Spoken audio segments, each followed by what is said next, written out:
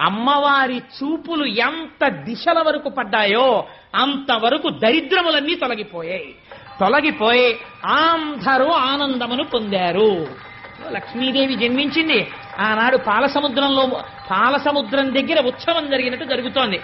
నేను ఇక్కడ నమ్మి ఒక మాట చెప్తున్నాను. ఇవాళ ఈ ఘట్టాన్ని ఎవరు విన్నారో వాళ్ళకి కొన్ని కోట్ల జన్మలు తరమవలసిన దరిద్రం నశించిపోయింది.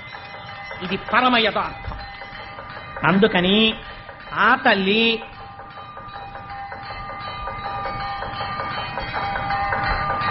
ఒక్కసారి మీ అందరూ కూడా మానసికంగా అదిగో అక్కడ నీరాజనాన్ని తీసుకోండి, ఒక్కసారి అది కళ్ళకద్దుకుని నమస్కారం చేసుకోండి.